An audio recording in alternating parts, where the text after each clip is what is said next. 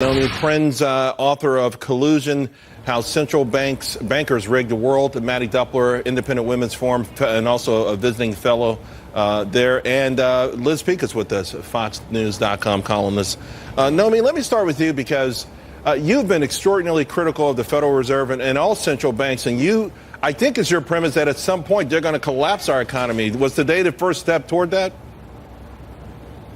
Well, I think the fact that the market did sell off as opposed to rising on what Powell characterized as strength is a sign that there's confusion as to whether or not rate hikes actually do indicate or do reflect economic strength. The Fed did say that growth is going to be up by 2.8%. That's only 0.1% up from what they originally forecast. That's not really a sign of massive confidence in strength. And I think that's why the market's sold off. And I think that's why we're seeing this kind of inflection. I think we're going to continue to see it throughout the rest of the year. Yeah, Maddie, the Fed did adjust their economic projections for the year from March. Yep. They see the economy, the GDP stronger, unemployment lower, and just inflation just a tad bit higher. They're getting close to 3%, but Jerome Powell went out of his way in his interview today really to laud how strong he thinks the economy is. Yep. He also went out of his way to say that even though they made a lot of changes, we shouldn't be worried about it.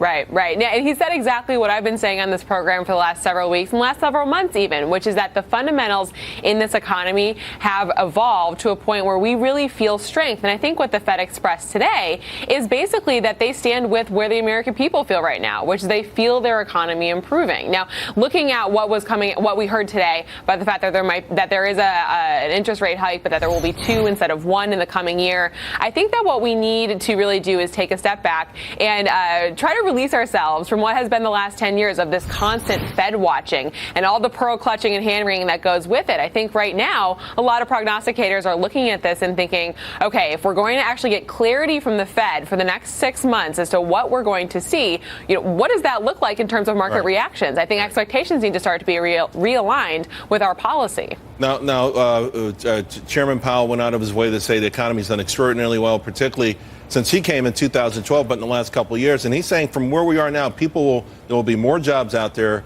Wages are going to start increasing. And then even folks on the margins who couldn't find work for a long time, even Liz, they'll start to find work. But, I heard someone ask a great question. And why are you hiking rates now? I thought that was the best question. He didn't answer it clearly at all. In my mind, he sort of dodged that one.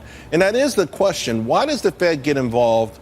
And particularly now when this sort of economic renaissance is just now bubbling up, is just now gaining momentum, why would they even begin to start putting these sort of, derail it at all? I think every Fed chair is haunted by the idea that they're going to miss an inflection point. And I think so they're going to create it themselves. No, I don't think that's true. But I think we're seeing from, for example, the National Federation of Independent Businesses, we're seeing from consumer surveys, every indication is that the job market is red hot. People can't find workers. And what did the NFIB talk about this week? That their constituents, small business managers, are raising prices in a way they haven't done in probably 2 decades. Right. So wages are going up and prices are going up. We saw it with the CPI numbers recently. I just think they want to make. I read this announcement today from the Fed as really maintaining maximum flexibility. I think they're ready to step in a little more aggressively if need be. They may do it this year. They may not. I think we'll see. Naomi, what do you think for the rest of the year with this Fed, with this Powell Fed? I do agree on the flexibility issue, but I think they also are trying to preserve flexibility if things slow down. Again, they only increased their forecast by 0.1% in terms of growth.